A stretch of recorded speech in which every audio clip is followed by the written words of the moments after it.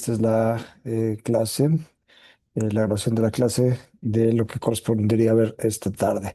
Muy bien, bueno, esta es la última clase de, del ecosistema endocrino neural en la parte de neuro y vamos a hablar con neurofisiología aplicada a localización y bueno, vamos a hablar de una serie de cosas. Una de ellas va a ser bueno, vamos a empezar hablando de aquellos sitios que nos hacen diferentes, digamos, que son esencialmente la corteza prefrontal.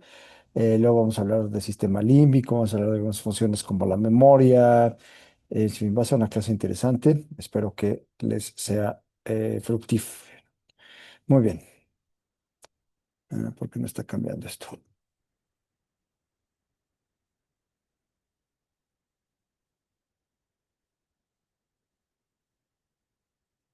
Muy bien. Bueno, todo esto viene en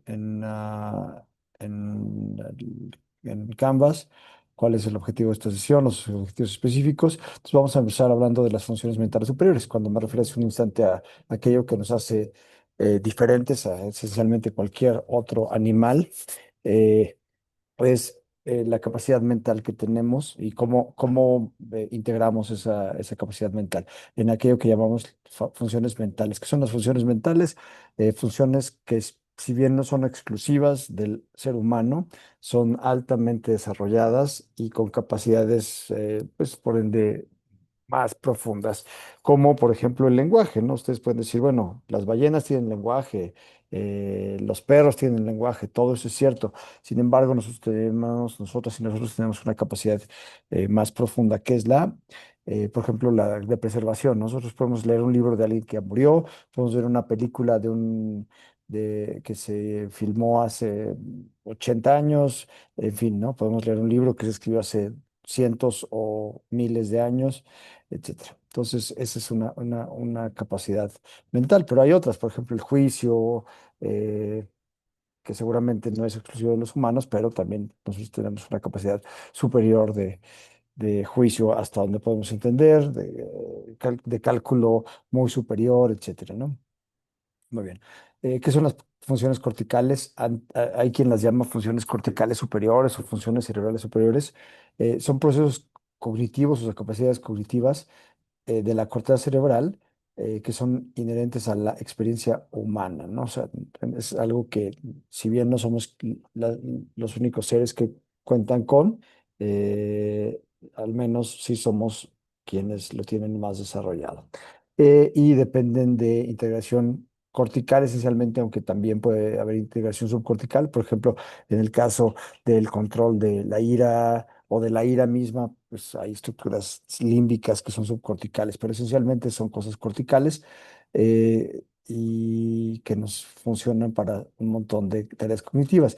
Y para esto, para tener funciones corticales, necesitamos que haya integración de una gran cantidad de información al mismo tiempo, información sobre todo sensorial, sensitiva, ¿no? O sea, lo que yo veo, lo que yo escucho, lo que yo siento, etcétera. Así como de las cortezas, o sea, las cortezas sensitivas, de las cortezas motoras y algo importante de la corteza asociativa multimodal, que ahora más adelante les voy a explicar de qué se trata. Pero gruesamente, la corteza, por ejemplo, tenemos corteza motora primaria, corteza visual primaria, las cortezas sensitivas, vamos a hablar, corteza sensitiva somatosensorial primaria, corteza visual primaria, etcétera, corteza auditiva primaria. Después hay cortezas que asocian una sola modalidad. Esos son los que llamamos cortezas asociativas o de asociación unimodal. Por ejemplo, las cortezas asociativas visuales que están son occipitales, ¿no? Etcétera. Ahora, tenemos también cortezas que no asocian una sola modalidad, sino que integran todas las modalidades en una unificación cognitiva, ¿no? O sea, por ejemplo, si ustedes piensan en un plato de chilaquiles verdes con pollo, crema, cebolla, como los quieran pensar, ustedes no piensan, es verde la salsa, la temperatura es caliente, o sea, de forma aislada, sino que piensan el todo, el color, la textura, si echa vapor, porque está recién salidita del sartén, etcétera. Todo eso a qué sabe, si pica mucho, poco, nada, etcétera. Todo eso lo integran como, al fin y al cabo, un plato de chilaquiles verdes, ¿no? Entonces, eso lo asociamos en la corteza asociativa multimodal y esa corteza lo que va a hacer es jalar elementos de otras sensibilidades, visual, táctil, auditiva. Auditiva puede ser, por ejemplo, el crunch de morder para ver si los chilaquiles están crujientes o no, ¿no? Entonces, el crunch es auditivo, la textura en la boca también es gustatorio, perdón, es sensibilidad táctil oral. Si pican, también es sensibilidad táctil. El sabor es sensibilidad gustatoria. El olor también tiene que ver con la sensibilidad gustatoria. eh, Etcétera. Todo eso se integra en un solo contexto, en un solo concepto. Y eso es a lo que me refiero con cortezas asociativas multimodales. Y estas están estrechamente vinculadas, como lo menciono acá abajo, a las funciones más complejas del cerebro, que son de las que vamos a hablar más adelante.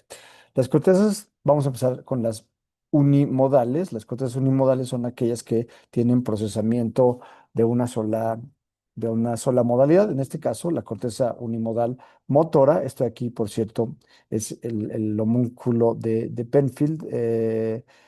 Penfield, que era un cirujano de mediados del siglo pasado, estaba me parece que en el Instituto Neurológico de Montreal, pero en este momento no lo recuerdo con detalle. Creo que se formó en Yale, pero estaba en el Montreal Neurological Institute.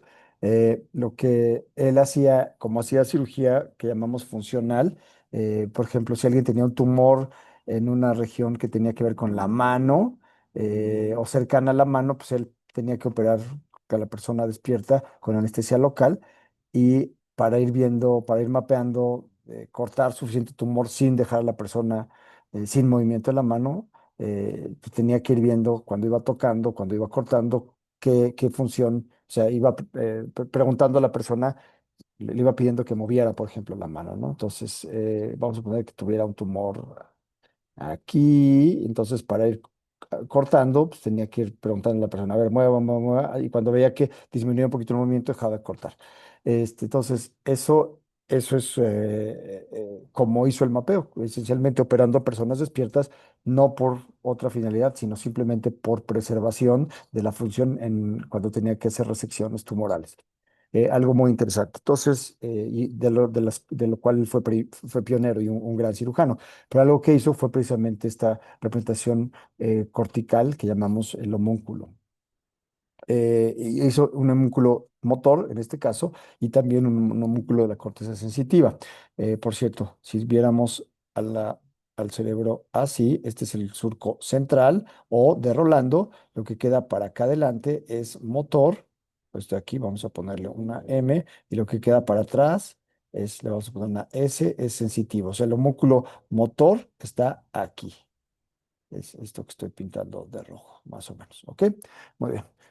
Y el homúnculo sensitivo quedaría pues, para atrás, sería la contraparte hacia atrás. Y ustedes pueden ver que lo que está más representado en el homúnculo son la mano y la cara. Tienen por ejemplo, la mano, es más, el dedo gordo de la mano tiene más o menos la misma representación que toda la pierna y todo el pie juntos, más o menos. Y esto es lo que nos permite, por ejemplo, un movimiento tan fino, tan refinado de los dedos y de la cara. ¿Por qué? Porque tenemos una gran representación cortical, ¿no? Entonces, las áreas motoras primarias, motoras como esta que les indiqué acá, son las que tienen que ver con la planificación e iniciación de secuencias temporales. ¿A qué me refiero con secuencias temporales? Básicamente planean cómo se va a hacer el movimiento y esta información la pasan un poquito para adelante, de acá se pasa para acá y esta es la corteza motora asociativa, o sea, la información pasa de acá para acá. Y esta área motora asociativa utiliza información tanto de la corteza primaria como de las cortezas sensitivas y visuales también, y eso sirve para generar movimientos o para seleccionar los movimientos apropiados para el contexto de la acción motora que se quiere llevar a cabo, ¿no? Entonces, la corteza motora asociativa recibe información de las cortezas motora primaria, así como de las cortezas, la mayoría de las cortezas sensitivas, incluyendo las áreas visuales, ¿no? Y algo importante es que casi todos los axones de la vía piramidal vienen o sea, de la vía córtico-espinal, vienen de estas dos áreas, de la corteza motora primaria y asociativa. Sin embargo, hasta el 30% de los axones, el restante 30% de los axones, o 40% de los axones, más o menos viene 30% de esta, 30% de esta, como está marcado aquí abajo, y más o menos el 40% viene de las cortezas asociativas sensitivas. Muy bien. La contraparte es por cierto, esta imagen de acá del ángulo inferior derecho es como se vería un homúnculo si hiciéramos una representación, o sea, si tuviéramos la forma, el cuerpo tuviera la forma de la representación cortical, fíjense, tendríamos un cuerpo muy chiquitito con manotas y carota, que es lo que está más representado. Y algo semejante ocurre en las cortezas sensitivas unimodales, las que, por ejemplo, en el caso de el homúnculo sensitivo, fíjense, es la misma historia, una gran cara y unas grandes manos con un cuerpo chiquito. ¿Por qué? Porque lo que está más representado son precisamente las manos y la cara, que tienen como la mitad de toda la corteza tiene que ver solamente con manos y cara, y el resto de la corteza tiene que ver con todo lo demás. O sea, fíjense cuán desproporcionado está. ¿Por qué? Porque me regreso al motor y al sensitivo, fíjense cómo son muy parecidos, y es porque la corteza, la mayor representación que tiene es precisamente cara y manos. Por eso la sensibilidad es más profunda o más perfecta, si lo queremos ver así, en cara y manos, y el movimiento también es más perfecto en cara y manos. Bien. Las cortezas asociativas eh, abarcan la mayor parte de la corteza. O sea, tenemos las cortezas primarias, y las cortezas asociativas tienen que ver con la mayor parte de la corteza. O sea, más bien, la mayor parte de la corteza va a tener la función de asociación, y son responsables del procesamiento de la información primaria que se recibió para darle contexto, ¿no? Básicamente son las que van a ayudarnos a entender, a saber qué tipo de sensibilidad o qué tipo de movimiento, qué tipo de sensibilidad estamos percibiendo, o qué tipo de movimiento. Y todas estas cortezas asociativas unimodales, por ejemplo, la corteza visual asociativa o olfatoria, o la corteza, bueno, vamos a dejar el olfato de lado, vamos a pensar en la gustatoria asociativa, la auditiva asociativa, etcétera.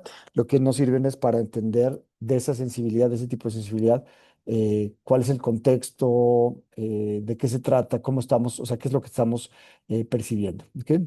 Y estas cortezas asociativas reciben aferencias de las cortezas primarias, y a dónde mandan información: a las cortezas multimodales, así como al hipocampo, que sirve para la adquisición de memoria, como vamos a ver más adelante, a los núcleos de la base del cerebelo y al tálamo, que sirven de relevo para llevar a las cortezas, esta información a otras cortezas asociativas, sobre todo a las cortezas asociativas multimodales. De las cortezas asociativas unimodales, la corteza parietal asociativa tiene que ver con estímulos táctiles o estímulos somatosensoriales, o sea, de sensibilidad somática, o sea, del cuerpo. Es donde percibimos las sensibilidades cutáneas, por ejemplo. La corteza temporal tiene importancia para identificar la naturaleza de los estímulos que recibimos unimodales. Y la corteza frontal asociativa sirve para planificar las respuestas a, a los estímulos que estamos llevando a cabo. Sin embargo, más allá de estas localizaciones, que son como, nos sirven como los timers para diferentes tipos de respuesta, eh, les quiero enseñar cuánto de la corteza es multimodal, ¿no? Fíjense, aquí en verde claro están las cortezas asociativas unimodales, y en verde más oscuro están las multimodales. Entonces, esencialmente es esta de acá y esta parte de acá. ¿Y qué hay aquí? Este es el área, aquí queda el área de Wernicke, importantísima para la comprensión del lenguaje. ¿Y por qué el área de Wernicke es de asociativo multimodal? Ustedes podrían decirme, bueno, el lenguaje yo lo escucho. No, pues sí, pero también lo leen. ¿Y qué tal si supieran leer en braille? Bueno, pues también sería táctil. Entonces, esta corteza asocia eh, audición, en el caso de que estén oyendo un audiolibro o una conversación, visión en el caso que estén leyendo una revista o un libro, o táctil en el caso que ustedes estén leyendo en braille, por ejemplo, ¿no? Entonces, todo eso es lenguaje y el área Wernicke la entiende como lenguaje. Eh, y bueno, también ahora me voy a ir hacia acá adelante, que esta es la corteza prefrontal, CPF, o en inglés se refieren mucho a ella si la leyeron como PFC, PFC, PFC, que es Prefrontal Cortex. La corteza prefrontal, que esta es la cara lateral, esta es la cara medial de la corteza prefrontal, corteza prefrontal. Aquí vamos a ponerle una L abajo, lateral, y una M de medial, porque esta es la cara medial del cerebro. Estas cortezas asociativas multimodales, todas ellas, lo que hacen es integrar los diferentes aspectos de la asociación unimodal, gusto, tacto, audición, etcétera, y lo unifican, o sea, por eso son multimodales, porque toman muchas modalidades y las unifican en una experiencia colectiva, ¿no? O sea, colectiva me refiero sensorial, de todos los órganos de los sentidos. Entonces reciben modalidades sensoriales diferentes y crean una experiencia completa o una experiencia unificada del entorno. Esencialmente, son todas aquellas que no son cortezas ni primarias ni asociativas multimodales, y estas son las más importantes para la experiencia humana, para aquellas que llamamos las funciones mentales o cerebrales superiores, como ya les había dicho algunas de ellas: lenguaje, percepción espacial, visoespacial, sobre todo, pero también, o sea, espacial en general, planificación de la conducta, uso de la razón para extrapolar eventos futuros sobre la base de experiencia presente. Y este gran enunciado es lo que tenemos, pensaríamos como capacidad de previsión. Yo puedo prever lo que ha pasado de acuerdo a mi experiencia o de acuerdo a la experiencia colectiva. Por ejemplo, yo sé que si estudio para un examen me va a ir mejor que si no estudio, ¿no? Esa es una capacidad de prever de acuerdo a mi propia experiencia. Pero yo sé que si me aviento de la torre latinoamericana, del último piso, me voy a morir. O sea, ¿por qué? No me tengo que haber matado. O sea, si yo ya me aventé, pues ya aprendí, ya más bien ya no pude aprender porque ya me morí, pero quienes vieron o quienes leyeron el periódico, lo que sea, de lo que hice, pues van a saber que aventarse la torre latinoamericana es algo que me puede llevar a la muerte, o inexorablemente me va a llevar a la muerte. Entonces, yo puedo prever las consecuencias de mis actos, no solamente de acuerdo a mi propia experiencia, sino a la experiencia colectiva, ¿no? Me sirve para hacer también la corteza asociativa multimodal, la corteza prefrontal, para hacer planes complejos y de largo plazo. Por ejemplo, ustedes saben que quieren ser médicas y médicos, entonces, bueno, pues saben que tienen que pasar una serie de materias, saben que tienen que estudiar un número de semestres, etcétera, ¿no? Entonces, ustedes pueden planear después qué quieren hacer: van a hacer el ENARM o van a hacer los exámenes para hacer la residencia en Estados Unidos o en Canadá o en España o lo que sea. O sea, ustedes planean el futuro y toman los pasos necesarios para que eso ocurra, ¿no? Y también hay una capacidad que se llama de inventiva, que es aquella que nos sirve para imaginar cosas que no han existido. Por ejemplo, cuando alguien escribe una novela fantástica, cuando alguien escribe una novela en donde hay dragones y seres mitológicos. Las religiones están grandemente basadas o fuertemente basadas en imaginar cosas que no existen. eh, pues no sé, quien crea un libro o quien crea una novela, incluso quien crea un experimento novedoso para tratar de resolver un problema de la fisiología, pues también es inventiva, ¿no? Es la capacidad de crear cosas que no existen, quien inventa nuevas tecnologías, quien patenta cosas, etcétera. Eso es a lo que llamamos inventiva y es parte también de las capacidades de la corteza asociativa multimodal, ¿no? ¿Cuáles son las funciones ejecutivas en general? Entonces, son estas capacidades que tenemos para controlar los pensamientos y emociones y acciones para una meta dada. O sea, básicamente es la capacidad que nos permite usar lo que ya sabemos para una meta, que puede ser resolver algo de lo cual ya sabemos la respuesta o inventar algo nuevo. Y para esto requerimos planeación, organización, evaluación, ajuste y procesamiento. ¿Y a qué me refiero con todo esto? Planear. ¿qué es lo que quiero hacer? Yo quiero llegar de mi casa al TEC de Monterrey, ¿no? Entonces yo planeo que voy a tomar X ruta. Entonces organizo mis cosas, organizo lo que tengo que hacer, si voy a tomar transporte público, si voy a manejar, etcétera, ¿no? Entonces yo organizo o sea, lo necesario para que el plan, que fue, digamos, el paso número uno, yo planeé lo que quería hacer, después organicé, y ya que vamos a poner que voy manejando, y de repente hay mucho tráfico, eso se llama proceso de monitorización, que sirve para evaluar. Yo evalúo si el tráfico es adecuado, entonces sigo de acuerdo al plan, o vamos a poner que de repente veo en alguna aplicación que hay mucho tráfico porque hay un accidente o hay una manifestación o lo que sea, entonces hago algo que se llama adaptación, y eso qué quiere decir que ajusto eh, mi plan para llevar a cabo la meta, que era llegar de mi casa al TEC de Monterrey, ¿no? Entonces, el 4 es hacer ajustes de acuerdo a lo que está ocurriendo con 3. ¿Ok? Y este procesamiento ocurre en tiempo real. En todo momento yo estoy procesando esta información para llegar a una meta. Puede pasar también en un examen. Por ejemplo, yo leo en un caso integrador. Entonces, de repente estoy leyendo la pregunta y digo, bueno, probablemente esta persona tiene este problema médico o este creo que podría ser la respuesta. Y llego a la primera pregunta y resulta que eh, ya tengo más contexto o me preguntan algo específico, entonces digo, bueno, entonces lo que yo creía no es lo que quieren que yo conteste, sino esto otro, etcétera, ¿no? Y eso es parte, todo esto es a lo que llamamos funciones ejecutivas.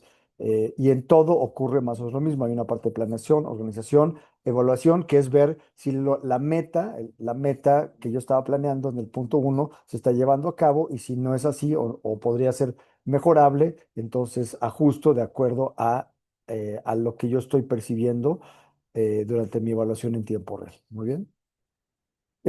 ¿Cómo ocurren las funciones ejecutivas o funciones mentales superiores? Hay una serie de pasos para lograr esta meta, ¿no? Entonces, primero reconozco la meta, o sea, ¿qué es lo que quiero hacer? Planeo, o sea, hago una ruta lógica, cómo llegar del punto A al punto B, etcétera. O sea, el primer día que ustedes se inscribieron al examen de admisión para medicina del TEC, o quienes vienen de Prepa TEC, bueno, todo el mundo, este, tuvieron que hacer un examen y estaban haciendo un plan a 6 o 7 años. O sea, yo quiero ser médica o médico, ¿no? Entonces, eh, o sea, ¿cuál es la serie de pasos que necesito? Muy bien. Entonces, esa es la ruta lógica. Luego organizo el conocimiento ya adquirido para lograr la meta. O sea, organizo el conocimiento que ya tengo para generar nuevo conocimiento para volverme médica, por ejemplo, ¿no?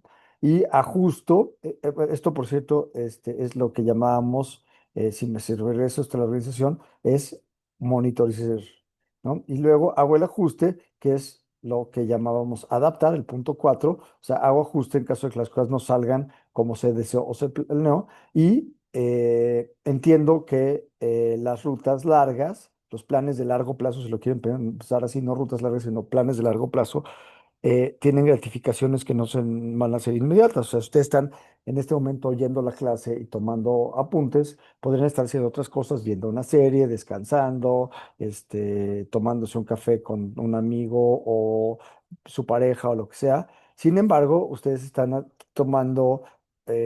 haciendo cosas que no necesariamente tienen gratificación inmediata. Por ejemplo, estudiar varias tardes para pasar un examen.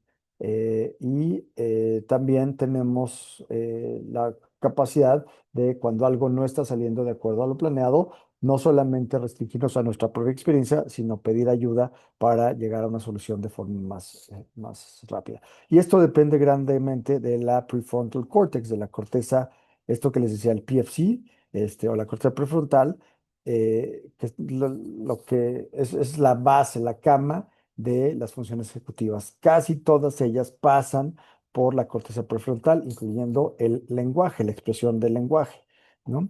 Y las funciones ejecutivas, como yo espero que ya esté quedando claro, son dirigidas a una meta o a resolver una meta específica. Yo tengo un tema que resolver, un problema, y voy a tomar la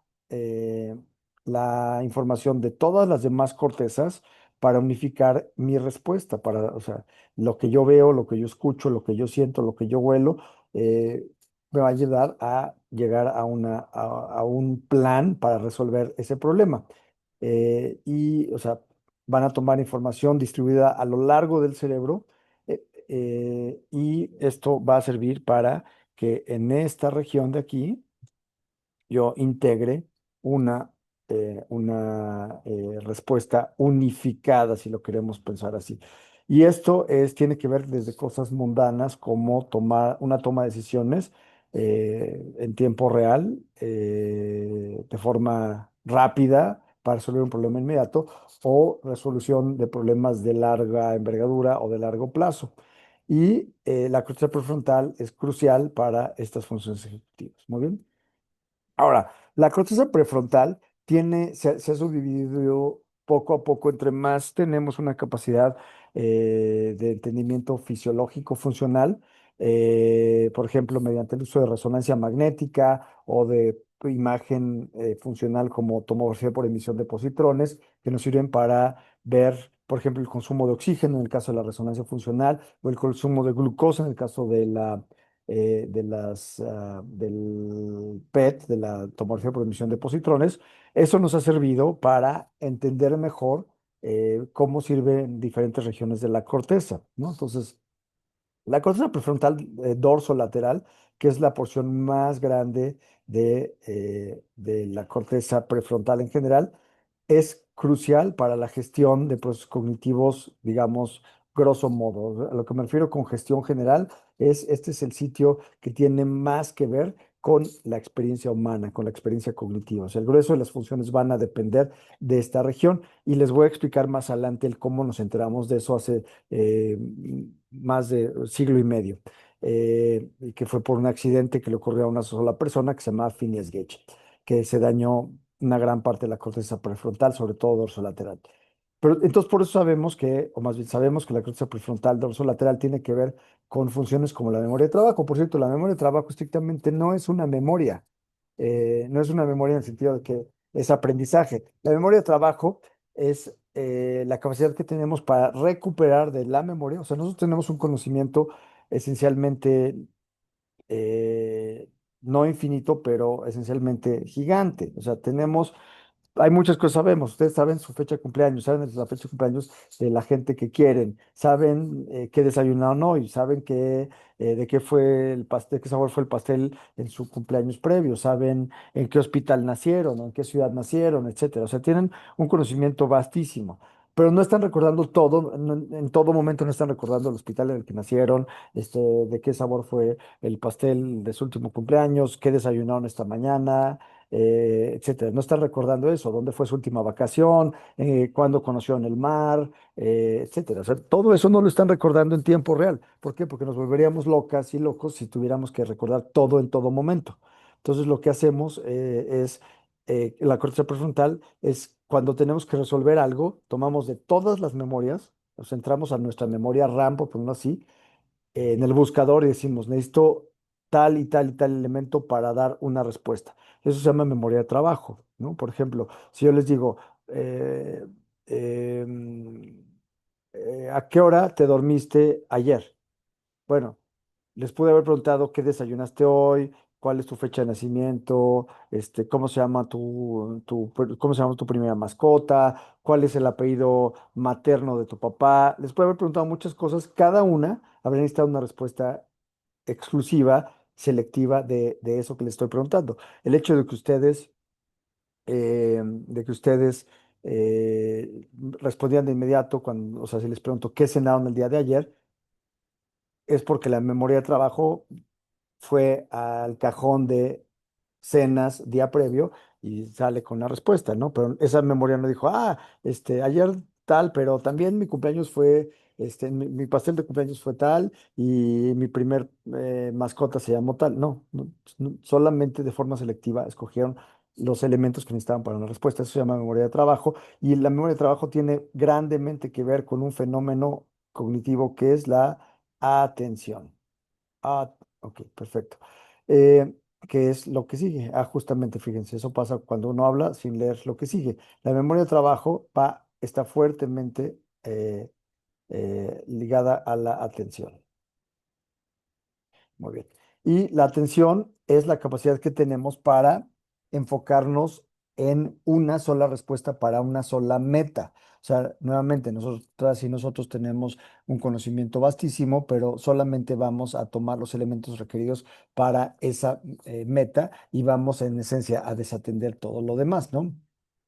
Eh, Otras funciones que dependen de la corteza prefrontal es la flexibilidad cognitiva, algo que se llama task switching, que es la capacidad de saltar de una acción a otra de forma intermitente. Por ejemplo, hay una cosa que se llama la prueba de Luria, en donde le pedimos a las personas que, déjenme prender mi cámara un segundito, a ver si me pueden ver. Pero bueno, la prueba de Luria es cuando yo hago con la mano primero un puño cerrado, luego la palma, el costado de la palma contra mi mano y luego la palma cerrada. Esto y eso que es pasar de puño a costado a palma, puño, costado, palma, es altamente, es sumamente sencillo, pero se necesita hacer task switch. Yo tengo que saltar de una función o sea, de hacer una cosa con la mano a otra y regresarlo en ciclo. Eso que parece tan simple, tan simple, es sumamente complejo.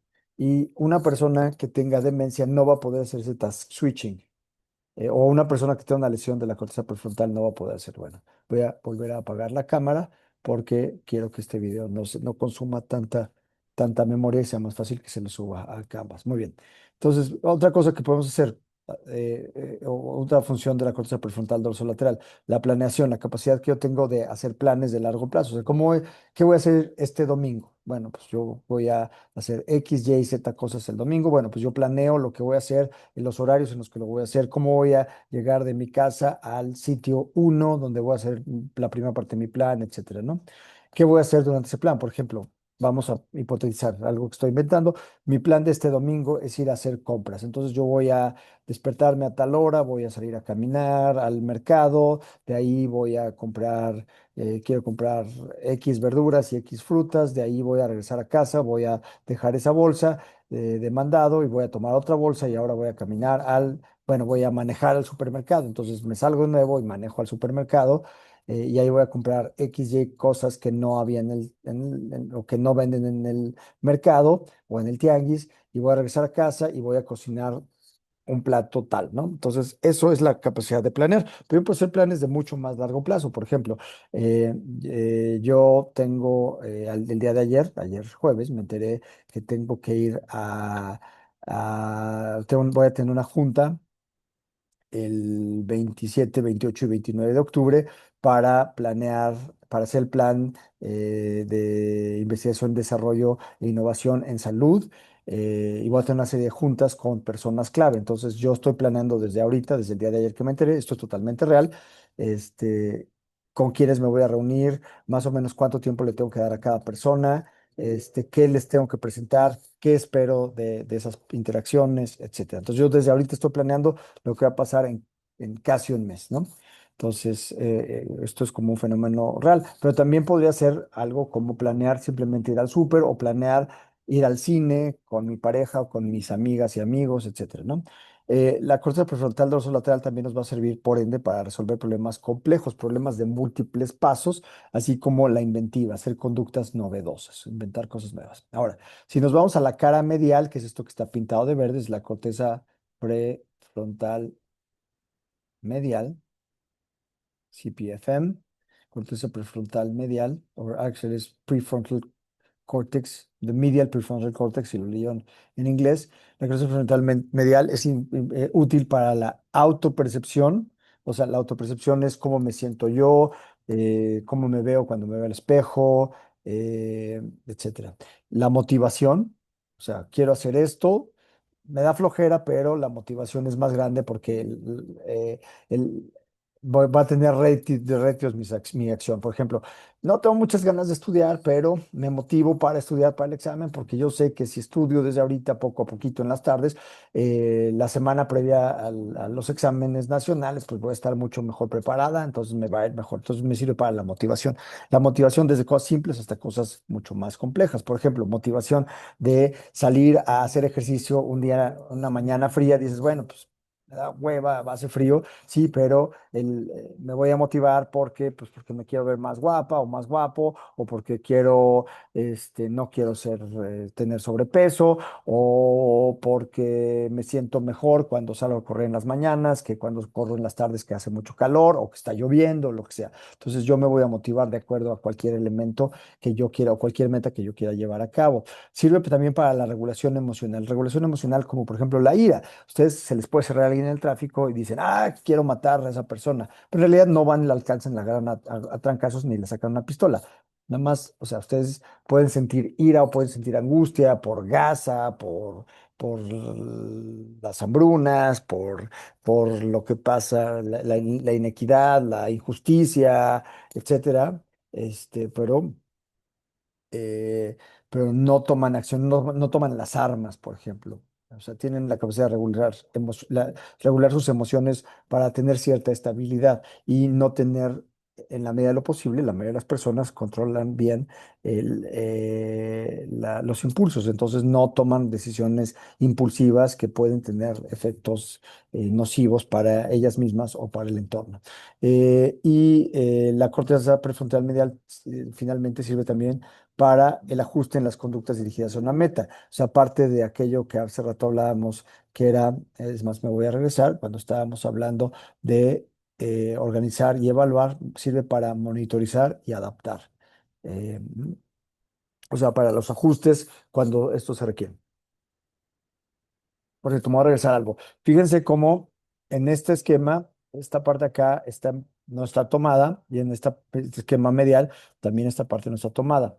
Lo que sigue es la corteza que se llama eh, ventromedial, prefrontal ventromedial, y esta se continúa con una que se llama órbito frontal. Y hay quienes, o sea, hay dos escuelas de pensamiento. Hay quien dice, es una sola corteza, la corteza prefrontal ventromedial, o sea, la que queda en este hueco lateral y en este hueco, perdón, lateral y en este hueco medial. Hay quien dice que es una sola corteza o hay quien la divide en la corteza prefrontal lateral y medial y en la corteza órbito frontal porque aquí quedan las órbitas de los ojos, ¿no? Aquí están los ojos, nervios ópticos, etcétera, ¿no? Entonces, eh, esto es todavía materia de debate si en realidad son dos cortezas distintas o una sola gran corteza. Yo se las voy a poner separada, pero en realidad pensemos, fíjense como si hay una gran sobreposición en ambas. Por lo tanto, es probable que no se trate sino de la misma gran región, porque parte de lo que entendemos de la cultura prefrontal es extrapolado de animales, de homínidos, ¿no? De chimpancés y de changos verdes y así. Entonces, este es crucial para ver el contexto, ¿no? Lo que en inglés se llama the bigger picture, ¿no? O sea, no ver las cosas en su inmediatez, sino en un contexto amplio. Sirve también para la inhibición. La inhibición, por ejemplo, yo puedo querer, algo muy mundano. Vamos a poner que están en clase, ¿no? Y están en clase y se quieren sacar un moco porque tienen mucha comezón en la nariz, pero no lo hacen porque pues no es, saben que no es algo agradable para los demás ver que sacan un moco o tirarse un pedo. Pues sí, es muy fisiológico, o sea, hay que dejar salir el gas, pero pues se van a inhibir de hacerlo en la clase y lo que van a hacer es pararse, irse al baño y tronarse el pedo y se van a regresar después a la clase. ¿Ok? Esa capacidad de inhibir. O vamos a poner algo más, mucho más mundano. O sea, la sexualidad tiene, en la experiencia humana, la sexualidad es muy rica y es muy compleja, no solamente es por fines reproductivos. Entonces, hay mucho esta percepción del placer sexual, o sea, no el sexo reproductivo, sino. Pero bueno, si vamos en la calle y alguien nos gusta, no necesariamente vamos a agarrarle las nalgas, ¿no? ¿Por qué? Porque puede que acabemos o con una bofetada o en la cárcel. Muy correcto, ¿no? Pero, entonces, pues yo puedo decir, ah, esa persona me gusta, pero no voy a ir a besuquearla inmediatamente. O sea, si es mi pareja o ha habido ya cierta interacción, digo, ah, pues chido, voy, le voy a dar le voy a plantar unos besos, ¿no? En una fiesta incluso, o lo que sea, pero tuvo que haber un juego previo. Pero yo voy a inhibirme de ir inmediatamente en el metro a agarrar las nalgas a alguien que me gusta. No lo voy a hacer porque, pues, en serio, no es correcto. Yo sé que no es correcto. Yo sé que no me gustaría que me pasara a mí. Y además sé que puedo acabar en la cárcel o puedo acabar en un contexto no adecuado. Entonces yo inhibo mis respuestas de acuerdo a la corteza prefrontal. Regula respuestas sociales. Por ejemplo, el hecho de que yo inhiba eh, que tenga un control de impulsos, nos sirve también para aprender de nuestros errores y hacer juicios. Ahora, vamos a pasar después a la corteza orbitofrontal, que fíjense que es esencialmente la misma. La corteza orbitofrontal eh, sirve para recompensa y castigo, y esta está altamente conectada con el sistema límbico y recibe información de todas las cortezas sensoriales y nos sirve para el placer, o sea, para aquello que nos da placer. Fíjense cómo tiene mucho que ver con lo que había platicado con la ventromedial, por lo cual mi impresión es que no son sino la misma cosa, por aquí quien las dividen nuevamente. Entonces la corteza frontal sirve para la percepción de placer, pero también de inhibición cuando, o sea, que es una forma de castigo. Sirve para la personalidad, cómo somos, si somos extrovertidas, introvertidas, parlanchinas, etcétera, pues eso también viene de ahí. Sirve para razonamiento emocional y social y para inhibir conductas que pues, potencialmente podrían tener una respuesta no satisfactoria, ¿no? Y les decía hace rato del caso de Phineas Gage. ¿Cómo sabemos cómo o para qué sirve la corteza prefrontal? Bueno, pues en 1900, perdón, 1848 ocurrió un terrible accidente a una sola persona. Y aquí está el periódico y aquí está, ¿no? Dice horrible accident. Es este pedacito de aquí.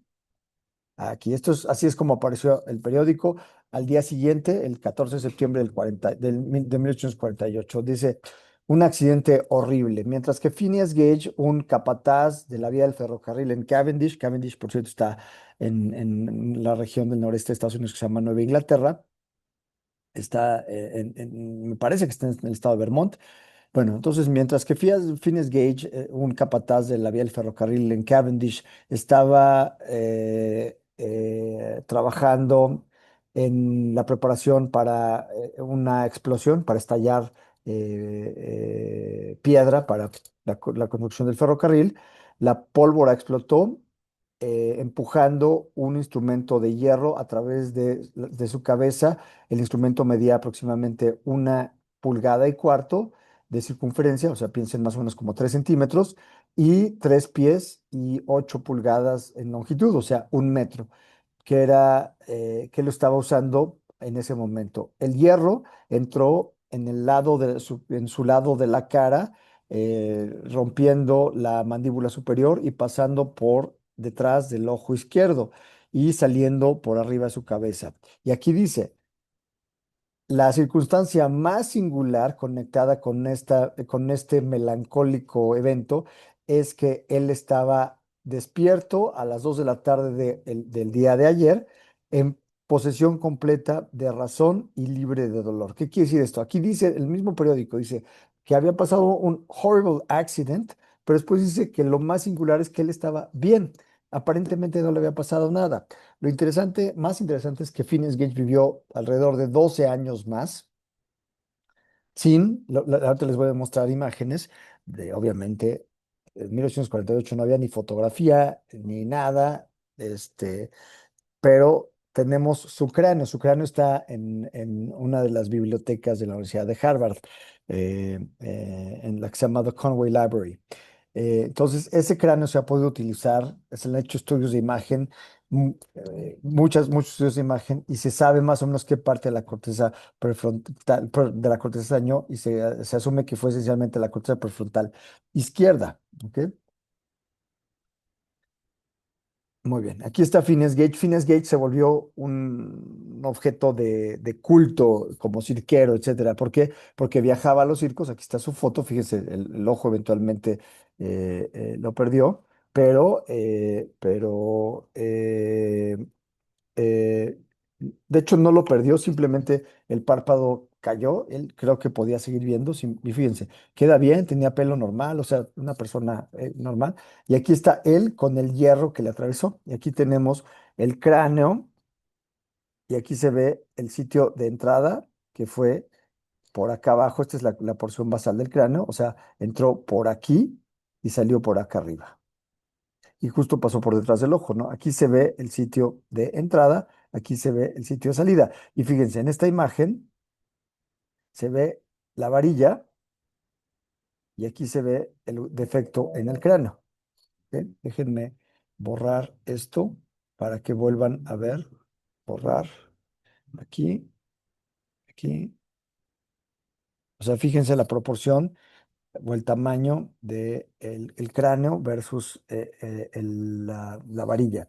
¿Y por dónde pasó? O sea, esencialmente lo que hizo fue un viaje así más o menos. Entonces le tumbó la corteza prefrontal izquierda, ¿no? Y este es un estimado de por dónde pasó la varilla y cuál fue la porción de la corteza que dañó. ¿No? Y este es un estudio que se publicó hace un poco más de una década, muy interesante, en donde hace una reconstrucción de lo que pudo pasar. De hecho, aquí se ve cómo avienta probablemente el ojo hacia adelante eh, y daña la visión y qué parte de la corteza. Entonces, antes del accidente, sabemos además cómo él era un líder social y un líder laboral. Era amable, responsable, un líder y un esposo y padre amoroso. Y después del accidente, lo que sabemos es que se divorció, que perdió el trabajo, saltó de trabajo en trabajo en trabajo, tenía mal temperamento, o sea, se volvió alguien agresivo, propenso a idear y luego abandonar inmediatamente cualquier plan. O sea, hacía planes y rápidamente los abandonaba y por eso se volvió esencialmente inútil y acabó siendo un chofer de carreta. Y sabemos que viajó por todo el continente americano, que incluso hay registros de él hasta en Chile, por ejemplo, probablemente manejando diligencias, que es algo que podía hacer, para lo cual la corteza prefrontal no le era tan necesaria, ¿no? Y gracias a este accidente comenzamos a comprender la importancia de la corteza prefrontal.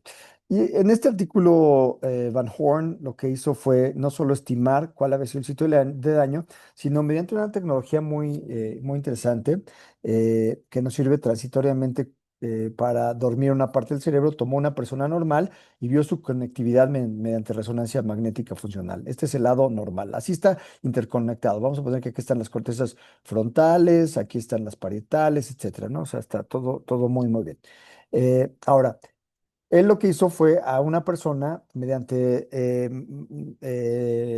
terapia magnética transcraneal, lo que hizo fue dormirle transitoriamente la parte de la corteza prefrontal que se asume que Fiennes Gage dañó de acuerdo a estas mismas imágenes. ¿Ok? Y fíjense cómo la conectividad, a pesar de que el daño fue en una pequeña región, fíjense cómo en esencia, o sea, si comparan ustedes esta conectividad de acá con esta conectividad de acá, la conectividad del caso estimado en Gage, fíjense cómo ya su cerebro, simplemente perdiendo la corteza prefrontal, perdió gran parte de su capacidad, o sea, básicamente se perdió el grueso, la conectividad, fíjense cómo casi toda la corteza izquierda está perdida funcionalmente, o sea, seguramente podía hablar, mover, todo eso, pero aquello que tiene que ver con la conectividad de todas esas cortezas para la realización de una respuesta organizada se perdía. Esto es algo fantástico. O sea, gracias a ese terrible accidente, este horrible, horrible accident, como lo mencionaron en el periódico, este, eh, eh, pudimos entender para qué servía. Y hay cierta compensación. Fíjense cómo la conectividad cambia. Por ejemplo, estas, estas conexiones occipito prefrontales contralaterales, que acá eran muy tenues, pues acá se hacen mucho más intensas a la vez que se pierde toda esta conectividad. O sea, hay cierto grado de adaptación cortical, pero no al grado de suplir la función que se perdió, ¿no? Y esto nos lleva a una siguiente función, que es una función clave de la corteza prefrontal, que es la atención. La clase previa hablamos de la atención en algún momento, incluso les pregunté de cosas de atención y les hablé del locus coeruleus como una estructura no, productora de norepinefrina, ¿no? Eso lo comentamos. Bueno, la atención depende también grandemente de la corteza prefrontal. O sea, ¿quién va a...? De hecho, déjenme regresarme un segundo. Les dije, ¿qué pasa, por ejemplo, si ustedes están dormidas y tienen en el medio de la noche, tomaron mucha agua antes de dormir, les dan ganas de hacer pipí? O si suena la alerta sísmica, ¿no? Eso también tenía que ver con el despertar. Y les decía, eso es cuando estamos dormidas y cuando estamos despiertas, lo que ocurre es que eh, depende no tanto de norepinefrina, sino probablemente más de serotonina, pero al fin y al cabo, la corteza prefrontal es lo que va a hacer que yo atienda una cosa y deje de atender las otras cosas, ¿no? Pero la atención, ¿qué es? La percepción consciente del here and now, del aquí y del ahora, de manera focal. O sea, yo me, me enfoco en una cosa a pesar de que hay una avalancha de estímulos sensoriales, ¿no? Al mismo tiempo. Y esa es la que creo que tienen que saber de acuerdo a lo que les van a preguntar en el examen, no la filosófica. ¿Qué es la atención? Es la función cognitiva básica de interactuar eh, cognitivamente con con una sola aferencia o con de todo el entorno vamos a tomar una sola cosa y solamente vamos a interactuar con ella. Y para esto necesitamos integración profunda en la corteza prefrontal de estimulación sensitiva y, o sea, de las cortezas sensitivas y motoras. O sea, la corteza prefrontal de toda la información que está percibiendo va a escoger una y a esa se va a enfocar, ¿no? O sea, sola una pequeña fracción de la información disponible va a servir, o sea, nos vamos a orientar a una sola. Y, eh, y esto va a ser de acuerdo a aquello que en ese momento la corteza prefrontal considere como lo más relevante. ¿Ok? La formación reticular, ya les había comentado brevemente, es la que tiene que ver con ayudar a la corteza prefrontal a enfocarse. Es un sistema filogenéticamente muy arcaico, que quiere decir esto, es de desarrollo muy antiguo y nos sirve para estimular perdón, para organizar sistemas complejos de respuesta multimodal. O sea, yo estoy al mismo tiempo escuchando, oliendo, percibiendo muchas cosas, pero me estoy enfocando a una sola cosa. En este caso, yo me estoy enfocando a explicar esta clase. No me estoy enfocando a hacer otras cosas que podrían llamar mi atención, como ver mi teléfono celular o echarme un sueñito o ver videos de animalitos simpáticos para sentirme bien. No, yo estoy ahorita dando una clase. Si yo voy manejando, no voy viendo el celular, espero. Voy viendo al frente, voy viendo el entorno, qué es lo que me tiene que importar para no chocar o para no atropellar a alguien o para no generar problemas, para llegar del sitio A al sitio B de forma adecuada, ¿no? Entonces, la formación reticular lo que va a servir es para enfocarme, es el gran sitio. Para enfocar que la corteza, la formación reticular es la que le va a decir a la corteza prefrontal a qué se debe enfocar. ¿Y dónde está la formación reticular? La formación reticular está a todo lo largo del tallo cerebral, ¿no? Entonces, cuando la formación reticular activa a la corteza prefrontal, eso va a hacer que haya una respuesta de todo el organismo. O sea, ¿qué quiere decir? Que mi postura corporal, la orientación de mi cabeza, de la mirada y el control visceral, todo aquello va a estar, todo esto, perdón, va a estar enfocado a una sola respuesta. Por ejemplo, si yo estoy platicando con alguien y de repente hay alguien más que se aparece en el entorno que me gusta mucho, pues claramente voy a voltear hacia esa persona, aunque no quiera. O sea, mi corteza va a enfocarse, ¿por qué? Porque la formación reticular va a decir, ahí está esa persona que te gusta y probablemente me voy a ruborizar y una serie de cosas, pero además voy a voltear la cabeza, voy a voltear, mi postura corporal va a cambiar, etcétera, ¿no? Muy bien. ¿Y dónde está la formación reticular? Es una retícula, es una red que está a lo largo del tallo cerebral, ¿no? Este es el mesencéfalo, este es el puente y este es el bulbo raquídeo. Muy bien. Entonces aquí tenemos esta imagen, por cierto, no está aquí la referencia, pero esta la tomé del libro de Dwayne Haynes, que es un libro que a mí me gusta mucho. Y bueno, aquí está la formación reticular y se llama reticular porque es una retícula, es una serie de núcleos. La mayoría de ellos, los que están, de los núcleos que están aquí, son serotoninérgicos, los que llamamos los núcleos del RAFE eh, que son esencialmente todos estos de aquí, y va a haber también una estructura que es serotoninérgica, Los del RAFE son, vamos a poner todos estos de aquí, y va a haber una estructura serotoninérgica que aquí no se ve mucho, que es, o más bien no se ve, que es el locus coeruleus. Y estos son los que van a decirle a la corteza, van a mandar información hacia arriba, hacia la corteza prefrontal, para decirle, esto es a lo que tenemos que poner atención. ¿Ok? ¿Cuál es la gran función del sistema reticular? La atención. La atención, si estoy despierto o incluso si estoy dormido, va a despertar al cerebro para que atienda un fenómeno importante, por ejemplo, la, la alerta sísmica. Muy bien. O el dolor. El dolor me puede despertar, ¿no? Entonces, la formación reticular o sistema reticular es ascendente. ¿Por qué? Porque asciende la información hacia donde, hacia la corteza. Y es un habilitador o facilitador de la conciencia. Va a ser, por ejemplo, eh, que yo esté despierto. ¿Por qué? Porque va a excitar a la corteza. Incluso si yo estoy dormido y suena alerta sísmica, va a llevarme a un estado de vigilia, o sea, de despierto, porque va a excitar a la corteza y le va a decir a la corteza, hey, está pasando algo que requiere de tu atención. Regula también la transición sueño-vigilia y lo más importante es que sirve para enfocarnos, o sea, aquello que llamamos atención, para que yo me enfoque en una sola actividad, filtrando otros distractores, ¿no? Hay varias formas de atención, pero vamos a a dividirla gruesamente en dos, aquella que es orientada a objetivos, que en inglés se llama goal-driven attention, y otra orientada a estímulos, que llamaremos stimulus-driven attention, ¿no? La orientada a objetivos, o sea, un objetivo es una meta que yo quiero llevar a cabo. Por ejemplo, yo quiero llegar hoy a las 6 de la tarde saliendo de la clase. No, bueno, hoy no, bueno, sí, porque de hecho como la clase es grabada, vamos a poner que ustedes quieren llegar al cine a la función de las 6 en Pabellón Coapa. No sé si en Pabellón Coapa haya cine, estoy inventando, pero vamos a poner que quieren ver X película a las 6 de la tarde, ¿no? Entonces, su goal-driven attention es lo que quieren hacer, o sea, su meta es llegar al cine a tal cosa. Entonces van a procesar la información sensorial generada endógenamente para motivarse para llevar a cabo esa meta. O están sentadas en este momento que están viendo el video, la clase, quieren ir al baño, entonces van a poner pausa, van a ir al baño, o sea, su goal es porque sienten la vejiga distendida, tienen ganas de pipí, entonces ponen pausa y se van al baño, ¿no? Entonces, eso es su goal driven.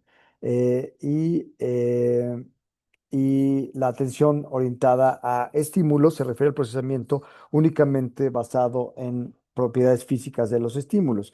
O sea, yo, por ejemplo, tengo poquitas ganas de pipí, entonces siento el estímulo o sea, de la vejiga distendiéndose, pero pues voy manejando en la carretera y digo, bueno, pues no me tengo que parar ahorita y hacer pipí en la primera gasolinera, tengo poquitas ganas, entonces puedo llegar perfectamente a Cuernavaca, por ejemplo, que voy a Cuernavaca y digo, bueno, me faltan 40 kilómetros, el tráfico está fluyendo, entonces pues siento el estímulo de la distensión vesical, pero pues puedo llegar a Cuernavaca sin problemas, ¿no? Por poner un ejemplo.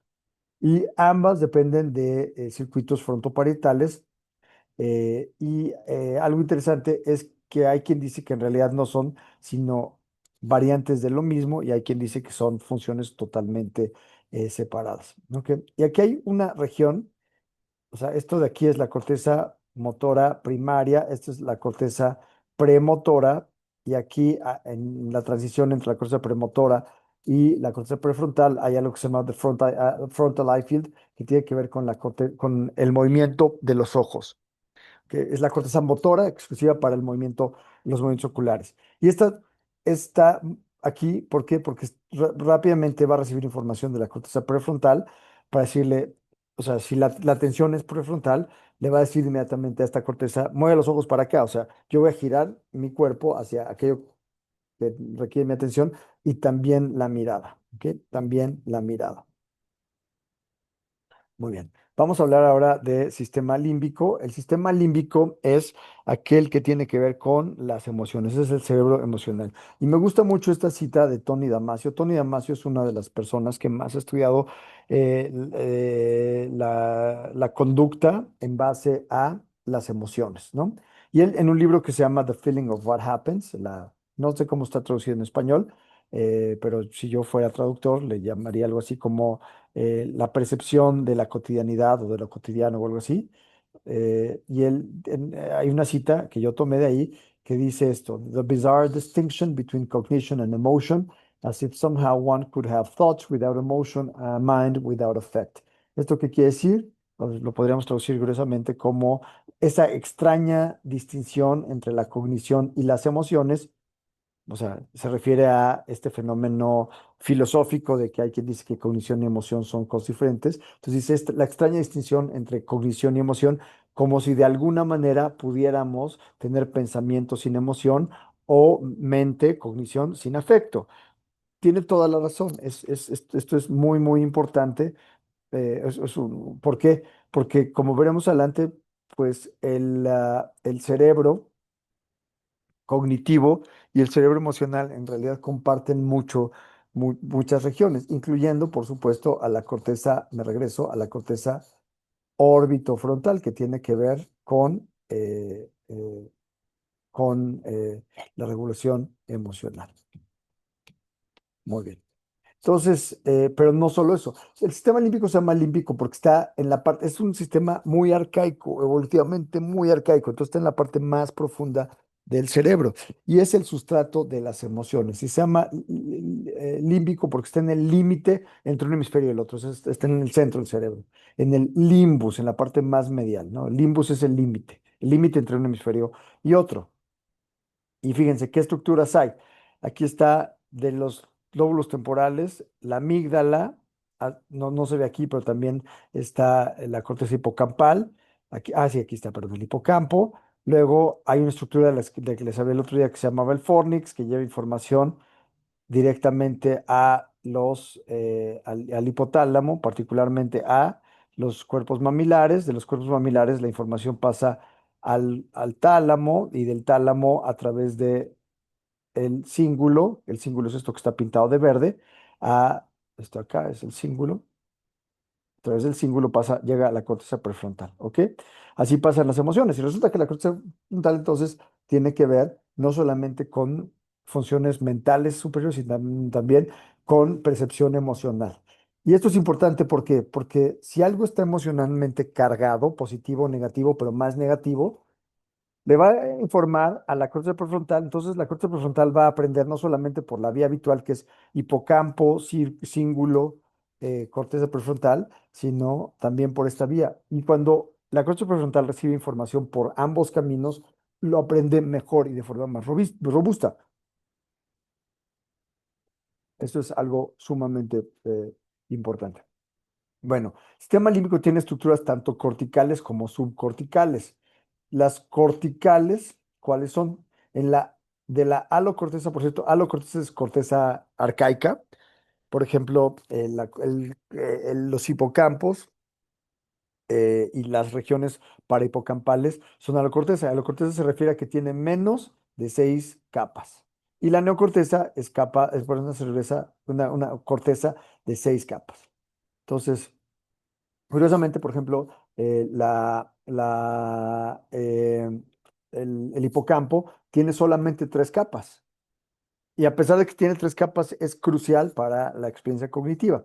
Entonces, la corteza, ¿qué? Pues el área, el cíngulo y el área subcallosa, que es lo que estaba aquí pintado de verde, el hipocampo, que es crucial para el aprendizaje, y la formación parahipocampal, que es, digamos, la continuación hacia atrás. Esto es lo mismo. El uncus, que es también una continuación digamos, de esta corteza, de esta alocorteza. Y de la alocorteza, esencialmente la corteza prefrontal en mayor parte. ¿Ok? Entonces, esas son las regiones corticales, pero también hay subcorticales, como la amígdala, el complejo amigdalino, vamos a regresar, que es esta estructura que está aquí, subcortical, es digamos, un pequeño núcleo que está en la profundidad del lóbulo temporal. eh, el hipotálamo, particularmente los poros mamilares, y el tálamo dorsal. Muy bien.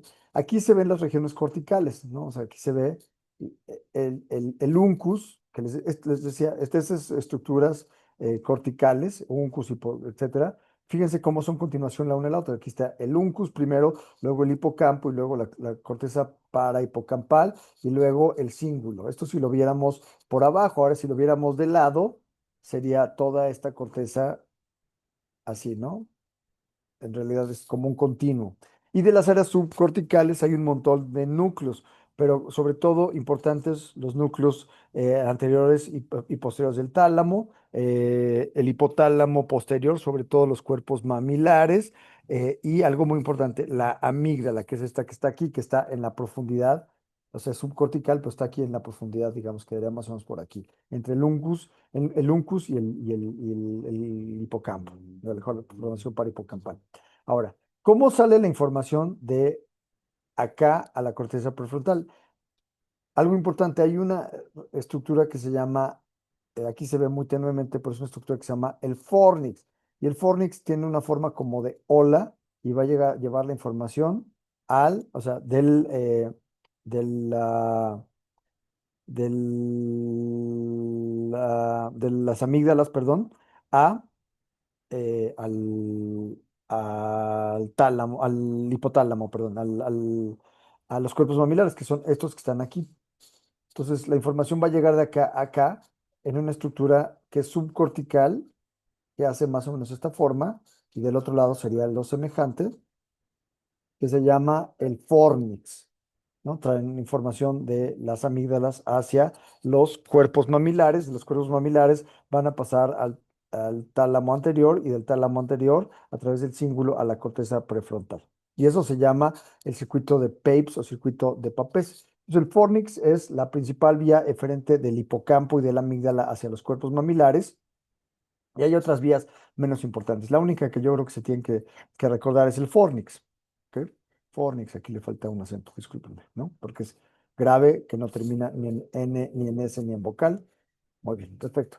James Pepys, que era un anatomista húngaro-americano y neurólogo, sin tener elementos más allá de sus puras observaciones con pacientes y observando cerebros en autopsia, sugirió que había un circuito de emociones, de las emociones.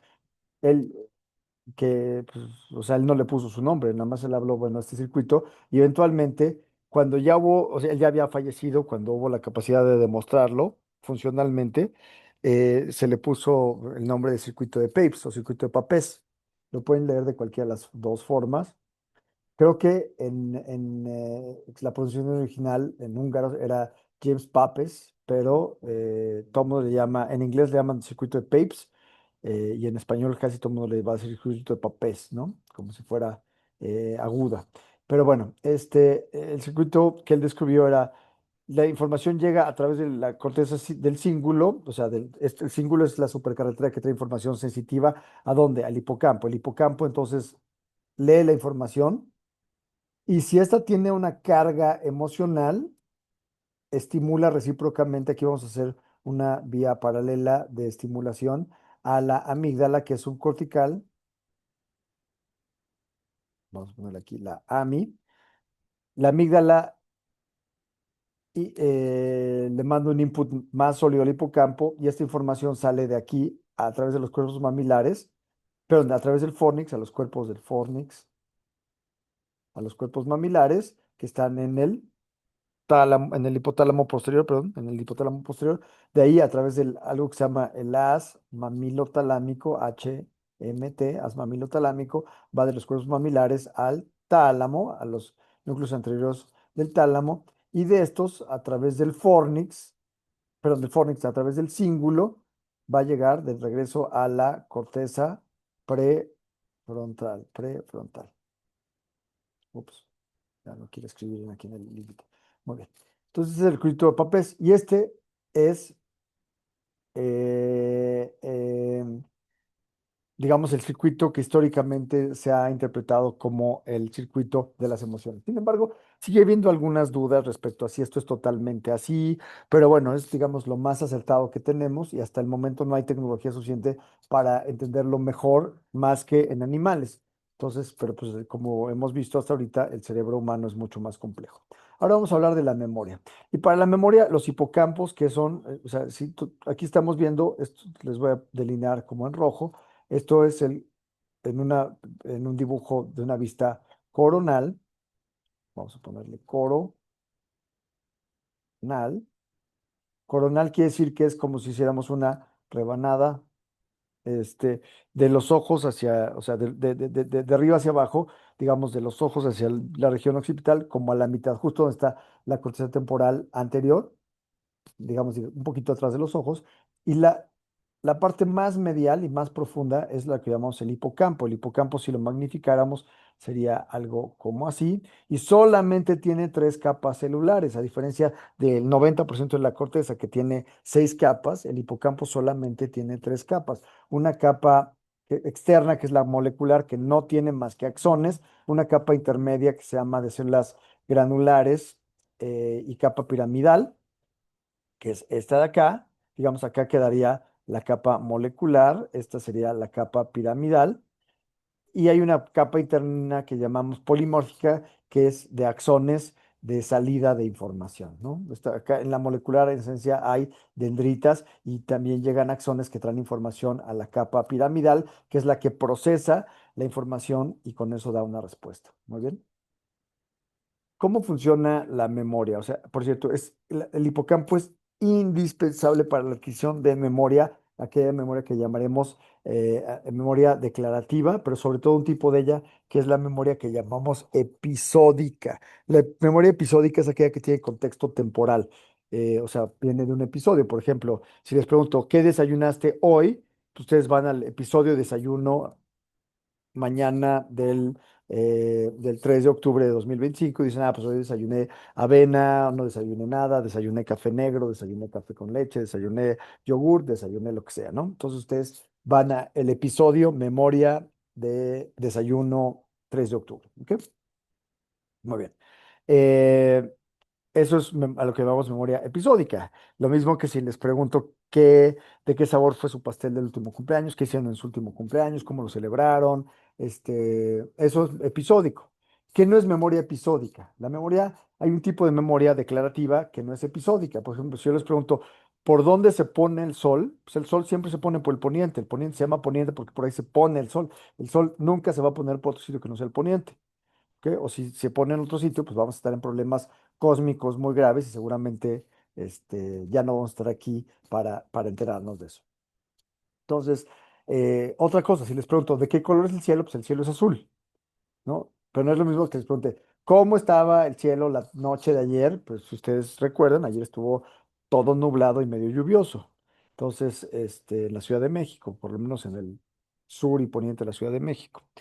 Entonces, ¿cuál sería la diferencia? Si les pregunto, ¿de qué color es el cielo? Y ustedes dicen azul, eso es memoria de un tipo que llamamos semántica, o sea, es memoria genérica, el cielo siempre es azul. Pero si les pregunto, ¿cómo estaba el cielo el día de ayer? Dicen, ah, ayer, entonces eso es episódico, no me está preguntando en cualquier momento, sino específicamente la tarde de ayer, ¿no? Entonces ya puedo decir, estaba lluvioso, estaba soleado, estaba lo que sea, ¿no? Ok, muy bien. Entonces, ¿cómo aprendemos? ¿Cómo es la fisiología de la memoria? La memoria funciona por ejercicio. Por ejercicio de una serie de vías, y esto lo platicamos en la clase previa, que van a facilitar, van hacer que la transmisión sináptica sea más adecuada y cada vez se van a necesitar menos estímulo para tener exactamente la misma respuesta. O sea, van a ser un fenómeno que se llama de facilitación, ¿no? Y esto hay quien lo llama huellas de memoria. O sea, ¿qué quiere decir huellas de memoria? Que o sea, hay un footprint en donde una vía que ya se ha estimulado con cierto estímulo, con X estímulo, ya no necesita el estímulo completo para que haya una respuesta. Y creo que el ejemplo que les puse fue, les recité, ni siquiera les canté unas cuantas estrofas de la canción 17 años de Los Ángeles Azules y ustedes inmediatamente continuaron con la canción, ¿no? O sea, porque sabían a qué me refería. Entonces, un fenómeno ya facilitado, ¿no?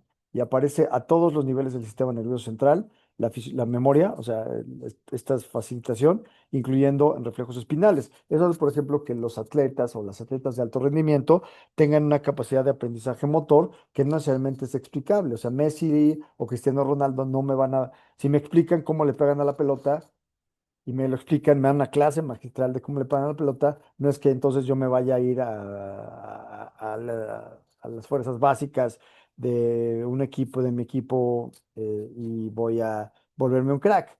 No, ¿por qué? Porque para generar memoria motora, no solo necesitan habilidades, grandes habilidades, sino también se necesita ejercitar la vía, ¿no? O sea, la vía o las vías involucradas en la generación de X respuesta. Muy bien.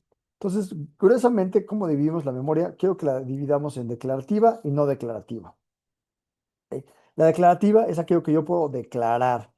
La episódica es aquella que responde a un recuerdo específico con temporalidad. Me acuerdo de aquella tarde que me asaltaron en tal parte, me acuerdo cuando le di el primer beso a X persona que quiero mucho. Les voy a poner un ejemplo, no puedo poner un ejemplo más efectivo que ese y totalmente asexual. El día que yo conocí a mi hijo, que obviamente fue el día que nació, y cuando lo pude agarrar en mis brazos y darle el primer beso, es algo que yo recuerdo como algo trascendental en mi vida, ¿no? 19 perdón, en 2019, en el 15 de hecho, exactamente el 15 de noviembre de 2019. Entonces, fue la primera vez que yo pude besar a mi hijo. La otra cosa que yo me acuerdo es la primera vez que mi hijo me besó a mí. No me acuerdo la primera vez que dijo mi nombre. Pero sí me acuerdo la primera vez que mi hijo me dio un beso. Todavía no hablaba. Entonces, esos son episodios. Eso es memoria episódica. Yo me acuerdo de qué sabor fue mi pastel de cumpleaños de cuando cumplí 50 años, en enero pasado, en enero de 2025. Me acuerdo qué hice ese día. ¿Ok? Pero no me acuerdo, por ejemplo, qué desayuné todos los días de mi cumpleaños para acá. ¿Por qué? Porque son cosas irrelevantes. Entonces, la memoria episódica generalmente solo vamos a recordar perdón, episodios que son relevantes. Por ejemplo, yo me acuerdo cuando nació mi hijo o me acuerdo de mi cumpleaños 50. Es una fecha significativa. Me acuerdo de qué sabor fue el pastel y qué hice. ¿Ok? Ahora, la memoria semántica, a diferencia de la episódica, es conocimiento general. Entonces, la memoria episódica es sucesos cortos con temporalidad dada, mientras que la memoria semántica más bien habla del significado de los objetos. Esto podría ser conocimiento temporal y esto conocimiento general. ¿Ok? O sea, el sol se pone por el poniente,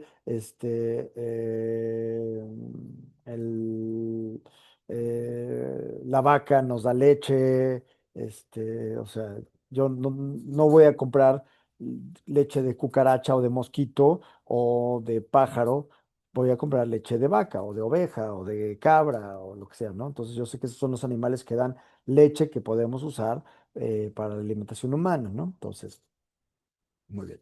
Es conocimiento universal. Entonces, digamos, la memoria semántica es conocimiento universal, no dependiente de un contexto. O sea, el sol no se va a poner por el oriente nunca, siempre se va a poner por el poniente, ¿ok?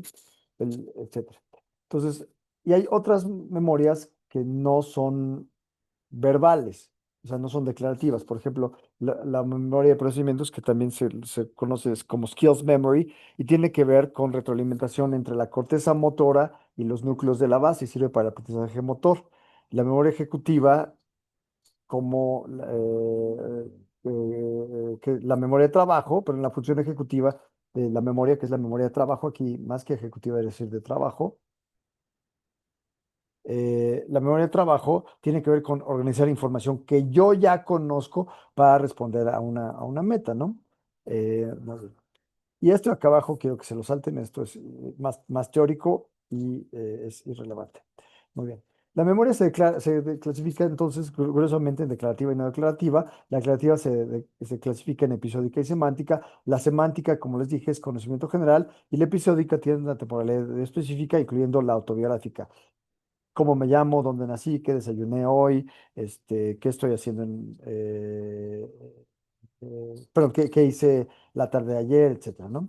Y la memoria no declarativa son conocimientos universales, conocimiento clásico, por ejemplo, el sonido de la alerta sísmica, de lo que alguien puso de ejemplo la clase pasada también, y aquello que llamamos el priming en general, o sea, el condicionamiento, en donde un estímulo repetitivo, eventualmente acompañado con un efecto, va a ser que eventualmente el estímulo me haga tener una respuesta, incluyendo si no hay el efecto. Por ejemplo, a los perros de Pavlov, que les tocaba una campana y les llevaba un plato de comida, eventualmente les tocó la campana y sin llevarles la comida empezaron a salivar. ¿Por qué? Porque había un priming, había un condicionamiento. ¿Ok? ¿Qué es la memoria de trabajo? Que es parte de esta memoria no declarativa, es la capacidad del cerebro para mantener información activa después de que no esté disponible en el medio ambiente, y eso nos sirve para responder una pregunta. Por ejemplo, yo ya no tengo enfrente de mí el pastel de mi último cumpleaños. ¿Por qué? Porque el pastel me lo partieron en enero, en el 20 de enero. Bueno, pues ya pasaron 9 meses y días, ¿no? Entonces, pues ya no lo tengo enfrente. Entonces, ya no está disponible en el medio ambiente esa información, sin embargo, yo lo recuerdo. ¿Por qué? Porque me fui en friega mi memoria y dije, a ver, vamos a sacar memoria, cumpleaños, cumpleaños, cumpleaños 50. Entonces, yo ya puedo saber exactamente o puedo recordar qué pasó en esa fecha, incluyendo de qué sabor fue mi pastel. Y la función de la memoria de trabajo depende de redes corticales, esencialmente prefrontales, pero que se nutren de información parietal, temporal, etcétera, ¿no? La memoria de trabajo es un circuito reverberante, pero pasajero. Yo no me estoy acordando en todo momento de todo lo que está pasando, de todo lo que me ha pasado en la vida, o de todo lo que sé, de todo lo que he leído, de todo lo que he aprendido, de todos los chismes que he oído, etcétera, ¿no? Sirve nada más para, en un momento dado, rescatar información valiosa para una respuesta, o para aprendizajes de cosas cortas, no, por ejemplo, recordar un número telefónico en lo que me lo dicen y lo anoto en mi teléfono, ¿no? Para guardarlo o lo escribo, lo que sea. La memoria episódica, o que es la memoria, lo que tradicionalmente reconocemos como memoria, que es la autobiográfica, que es contexto específica o temporalidad específica, se puede dividir en tres grandes etapas. Y esto, si lo ven así, tiene que ver con aquello de lo que estábamos hablando cuando hablamos de la corteza prefrontal. Codifico, almaceno y recupero, ¿no? Entonces, las estructuras de la corteza temporal mesial, sobre todo el hipocampo, son críticas para que yo almacene. La codificación puede venir de otras cortezas, sin embargo, el almacenaje a fuerza tiene que pasar por el hipocampo. Y les voy a poner un ejemplo de cuando esto se pierde. Cuando alguien tiene enfermedad de Alzheimer, se daña la corteza hipocampal de forma selectiva. ¿Y una persona con Alzheimer puede aprender información nueva, episódica? La respuesta es no. Sin embargo, una persona con Alzheimer va a recordar lo que pasó hace muchos años, antes de que se le dañaran los hipocampos. Entonces, si ustedes le preguntan a alguien con Alzheimer, oiga, ¿qué desayunó hoy? No va a tener la más remota idea o va a confabular, les va a inventar algo. Sin embargo, si le preguntan a esa persona cuál fue el banquete de su boda cuando tenía 28 años, alguien que tiene 72 y tiene Alzheimer, pues se va a acordar del banquete, pero no se va a acordar de lo que desayunó el día de hoy. ¿Por qué? ¿Cuál es la diferencia? Que aquello de su banquete de bodas tuvo mucho tiempo para, o sea, tenía un hipocampo sano que le sirvió para recordarlo, mientras que lo que desayunó esta mañana, como tiene Alzheimer y el hipocampo ya, los hipocampos, porque son ambos, ya valieron, pues ya no puede recordar lo que desayunó el día de hoy. Por eso una persona con Alzheimer se remite mucho al pasado, pero no puede recordar lo que pasó el día de hoy. De hecho, algo que poco ocurre es que hablan en círculos, ¿no?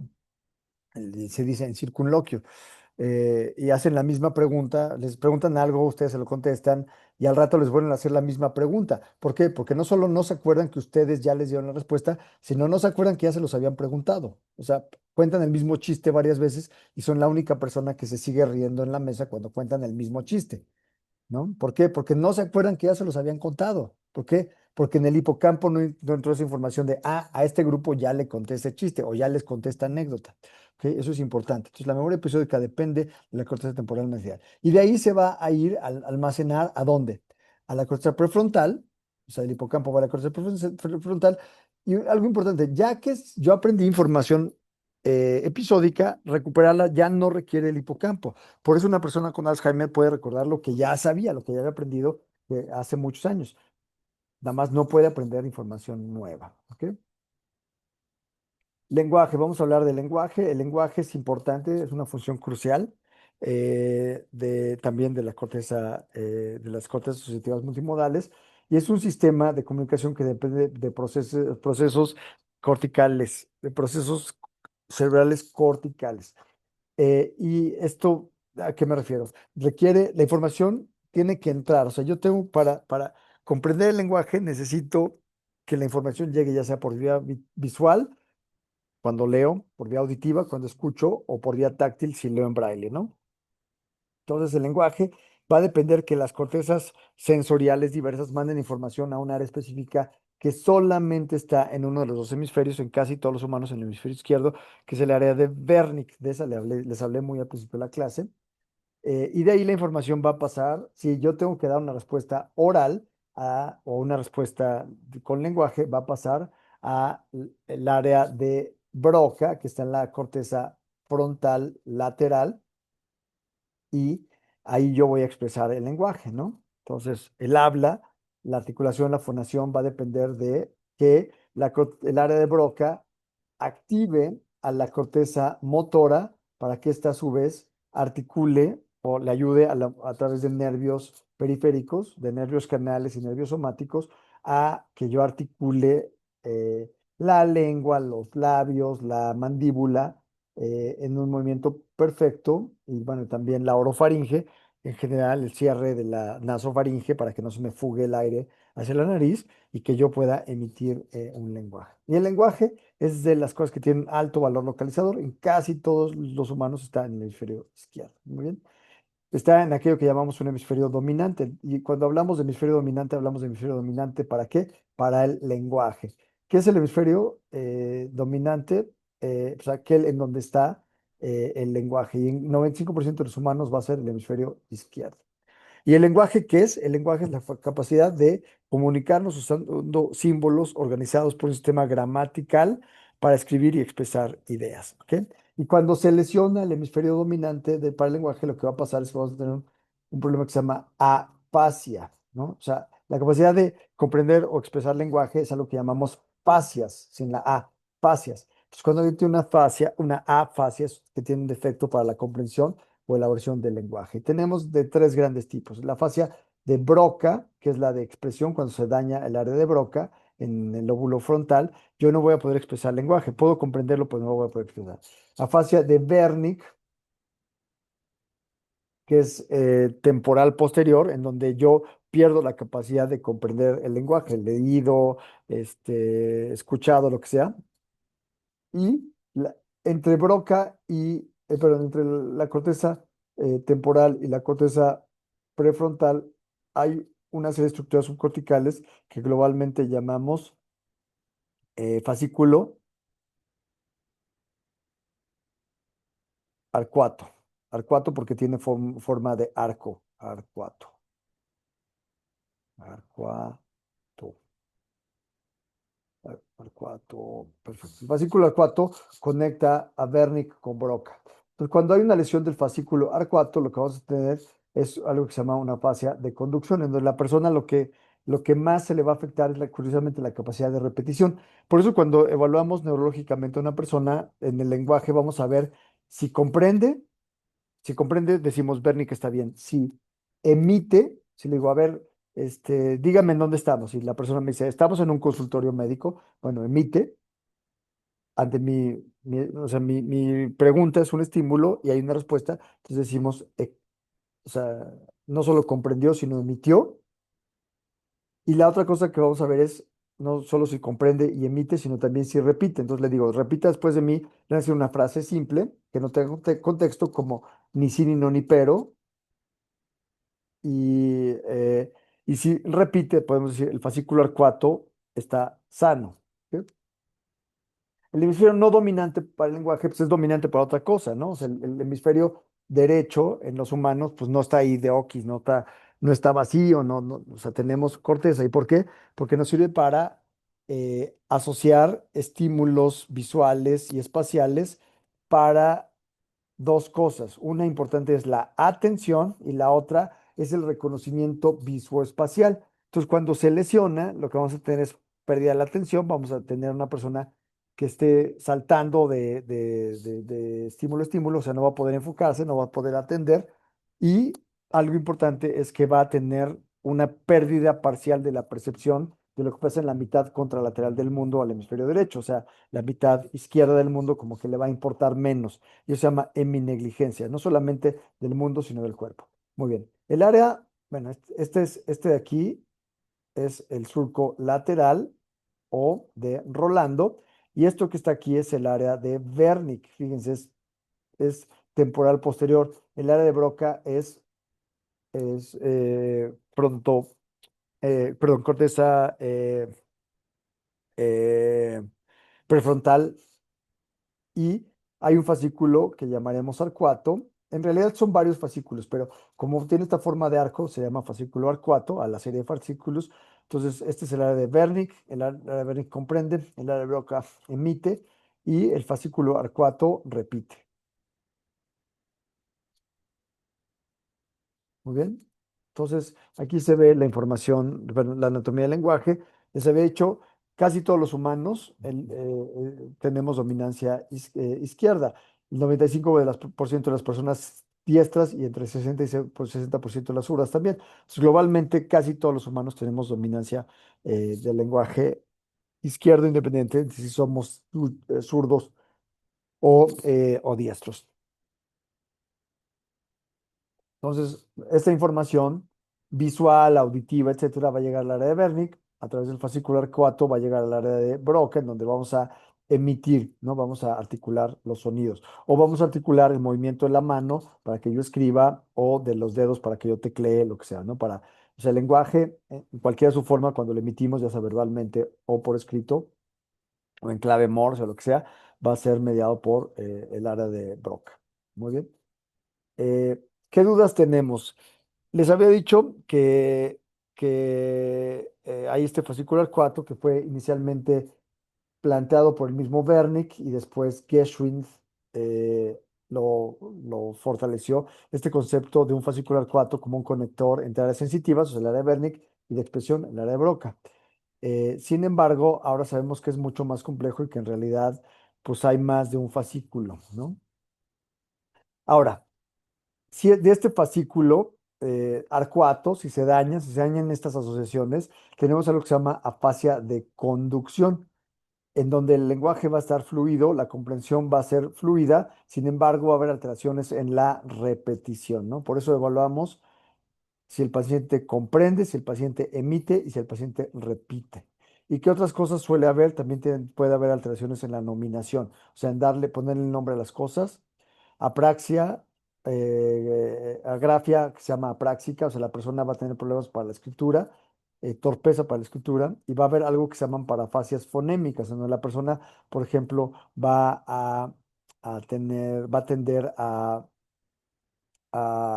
cambiar letras dentro de una palabra o palabras dentro de una oración, a pesar de lo cual se va a seguir comprendiendo lo que dice la persona, sin embargo, puede que haya estas alteraciones. Por ejemplo, en vez de decir, va a llover, voy a salir a comer antes de que cierre el parque. Bueno, en realidad uno va al parque a correr. Entonces, probablemente lo que esta persona quiso decir, va a llover, voy a salir a correr al parque, ¿no? Pero hizo una parafasia en donde cambió el M por la M por la R, ¿no?